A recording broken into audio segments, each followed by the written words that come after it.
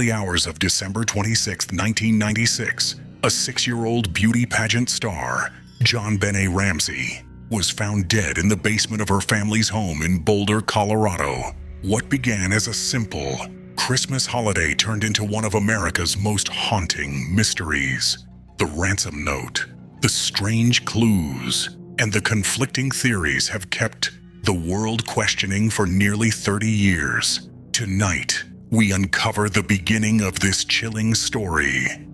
On Christmas night, the Ramseys returned home from a family gathering. Everything seemed normal, but the next morning, Patsy Ramsey found a 2.5-page ransom note demanding $118,000 for JonBenét's safe return. The note was unusually long and strangely detailed, raising suspicion from the very first moment. The ransom note instructed the Ramseys not to contact the police, but in panic, they did. Officers arrived within minutes, but mistakes were made. The house was not properly sealed. Friends and neighbors walked freely inside, contaminating the crime scene. Critical evidence may have been lost forever. As investigators searched the home, hours passed with no sign of JonBenét, until John Ramsey, her father, went to the basement. There, hidden in a small storage room, he found his daughter's lifeless body. She had been strangled and suffered a head injury. Shock rippled through the entire nation. The discovery deepened the mystery. Why was the ransom note asking for money if JonBenét was already in the house? Was the killer someone inside the home, or someone who broke in?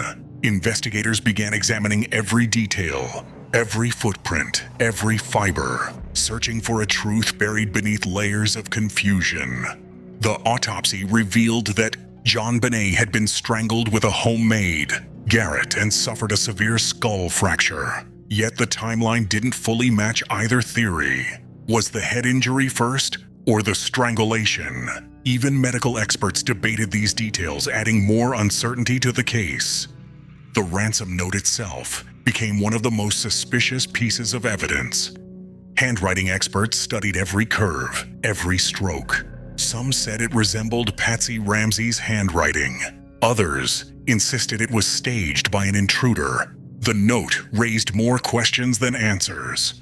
Investigators also noticed odd behavior. When police instructed the Ramseys to stay in one room, John Ramsey began searching the basement instead. And when he found JonBenét, he carried her upstairs, further contaminating the scene. Were these actions due to panic or something more? As the investigation stretched on, two major theories emerged: the intruder theory and the family theory. One side believed a stranger slipped into the home, committed the crime, and escaped. The other side suggested the crime happened inside the household, followed by a staged cover-up. For the intruder theory, investigators examined a broken basement window and marks on the outside of the house. Yet the dust around the window appeared untouched. Snow outside showed no footprints. It looked like someone could have entered, but nothing confirmed it. For the family theory, investigators looked closely at the Ramseys' behavior. Why did they lawyer up so quickly? Why were their stories inconsistent? And why did they refuse separate police interviews in the first days of the investigation? These details made many people suspicious. The ransom note was unusually long, 2.5 pages. Most ransom notes are short and direct, but this one included movie references, emotional language, and unnecessary details. It seemed written by someone familiar with the home and the family. Experts also pointed out that the garrote used in the crime was made from Patsy's own paintbrush. The brush was found snapped in the basement art supplies. But who broke it? And who had enough time to construct a weapon inside the home without waking anyone? Another puzzling clue was the pineapple found in JonBenét's stomach. Neither parent remembered giving it to her that night. but fingerprints on the bowl suggested someone in the family prepared it.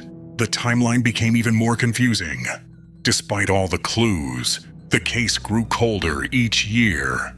Public suspicion shifted constantly, first toward the parents, then toward the brother, then toward a mysterious intruder. But every theory had gaps, contradictions, and missing evidence. As investigators re-examined the basement room where JonBenét was found, one detail continued to trouble them: the strange nylon cord used in the makeshift garrote. It wasn't something typically found in the Ramsey home. Some officers believed it was brought by the killer. Others argued it matched items inside the house. To this day, the origin of that cord remains one of the most debated mysteries in the case. Another key moment in the investigation came when experts reanalyzed the ransom note. Handwriting specialists could not conclusively match it to any member of the Ramsey family. At the same time, they couldn't rule them out either. The letter's strange wording, its dramatic tone, and its unusual length made it one of the most puzzling ransom notes in American criminal history.